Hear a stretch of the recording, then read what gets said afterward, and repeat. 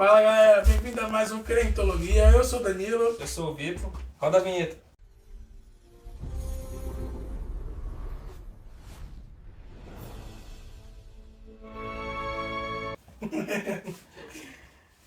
Galera, vamos continuar ali a nossa linha, né, de estudo ali do livro de Hebreus.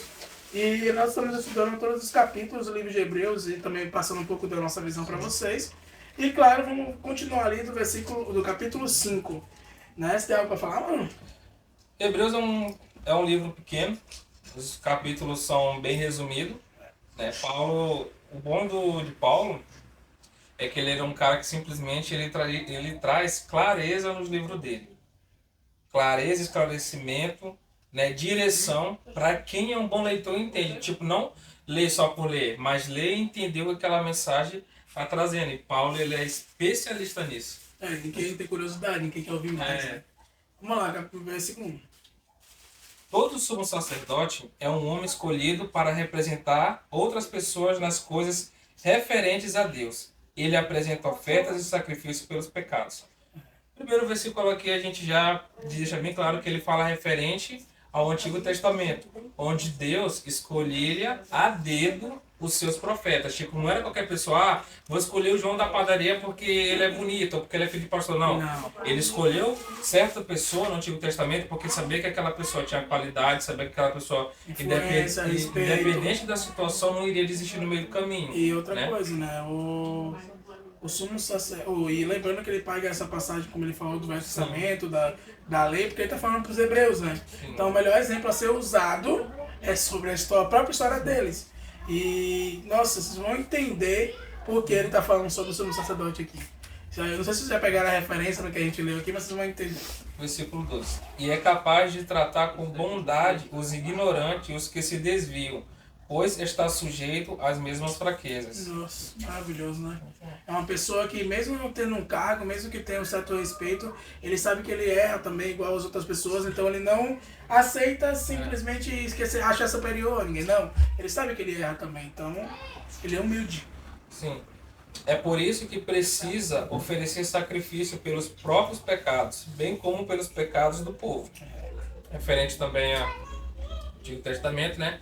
Antes da vinda de Jesus, porque Jesus foi o Cordeiro perfeito. Calma, né? Sem spoiler. Né? A gente vai chegar lá nesse capítulo fala exatamente.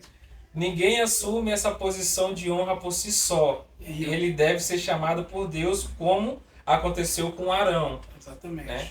Para quem, nessa parte aqui, para a pessoa ter um entendimento melhor, lê Êxodo. Rapidinho, 30 capítulos, se não me engano, 30, 40 em tempo, e ele vai explicar ali a história de Arão. Por isso, Cristo não tomou para si a honra de ser sumo sacerdote, mas foi Deus que lhe concedeu essa honra, dizendo: você é meu filho, hoje eu o gerei. E em outra passagem, ele diz: você é sacerdote para sempre, segundo a ordem de Melquisedeque. Beleza. Melquisedeque, Paulo explica um pouco sobre ele ali em Hebreus capítulo 7, que a gente vai chegar lá.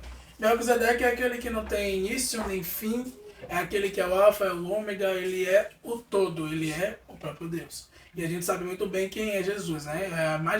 É a imagem visível de um Deus invisível. E aqui já está falando que Deus transformou ele em um sumo sacerdote.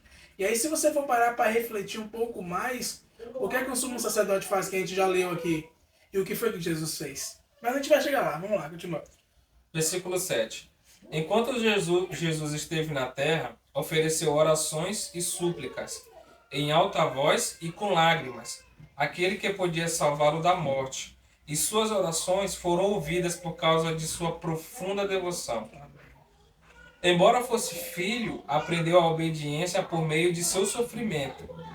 Com isso, foi capacitado para ser o sumo sacerdote perfeito e tornou-se a fonte de salvação eterna para todos que lhe obedecem. Pronto, aí vai aquela parte do cordeiro que você falou, Sim, né? Que ele falou para não dar spoiler, mas que ele fala que, né, Deus foi, né, no caso de Jesus, foi o primeiro sacrifício, né, o sacrifício, o cordeiro perfeito, né?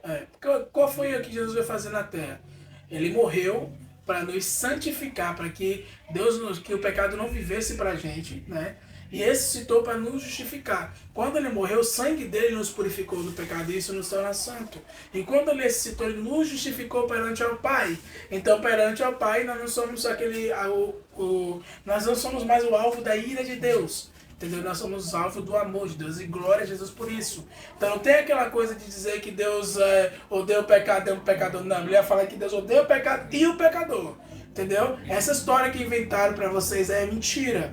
Deus fala que aquele que luta contra o pecado, que não abraça o pecado, que vive em constante guerra até quando ele vier, ele sim, ele ama esse tipo de pessoa.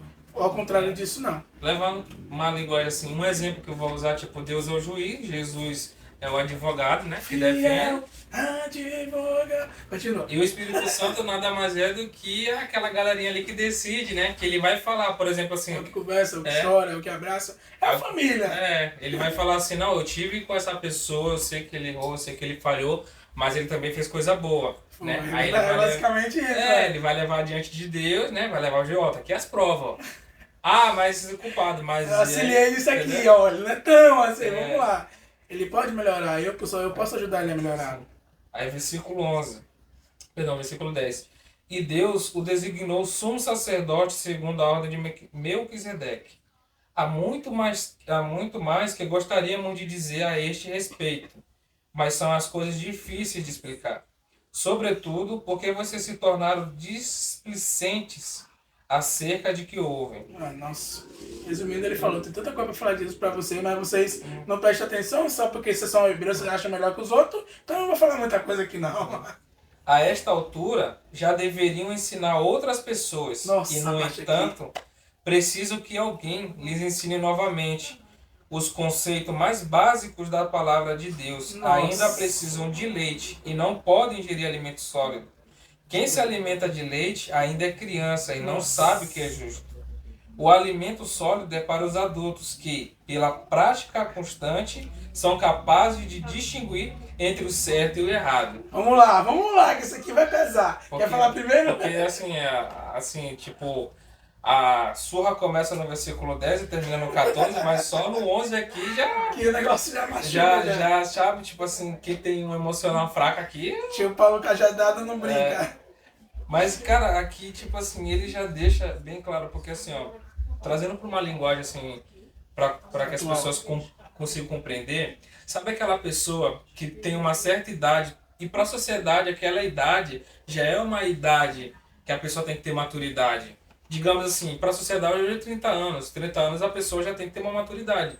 Só que tem certas pessoas que agem como criança, acha que é adolescente para sempre e não toma as responsabilidades para si. Sim. É só um exemplo do que ele está falando aqui. O caso que ele está dizendo assim, que no caso que a pessoa fica tomando leite e não toma muito sólido, né? Não tem maturidade. Então esse é um exemplo, né? Então, pegando ali o gancho do que o Victor falou, ele está falando de realidade, de maturidade como ser humano. Agora eu vou entrar um pouco da parte que Paulo fala sobre a palavra de Deus.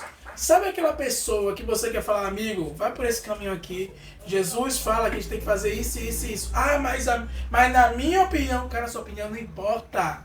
Aí você vai falar isso para uma pessoa, a pessoa se magoa. Porque ele tem que dar leite pro bebê, entendeu? Ela não evolui a mente dela. Então você tem que pegar leve até para falar da palavra de Deus. Porque se você falar da palavra de Deus de uma forma mais séria, como Jesus fazia com os discípulos deles, a pessoa se inflama, a pessoa some, entendeu? Então, como ele mesmo falou, as pessoas, ele teve que controlar as palavras dele e dar como se fosse leite, porque alimento sólido baseado na palavra de Deus quer ser um pouco mais seguro com os discípulos, seus discípulos, não dá para ser, porque mesmo com eles deveriam ser mestres. Quantos anos esse aqui o povo tem? Provavelmente é crente que tem mais de 30 anos de igreja, crente que cresceu no evangelho, e mesmo assim só quer ouvir que Deus vai te abençoar, vai te dar um carro, vai te dar uma casa. E não é isso a palavra de Deus, não é isso.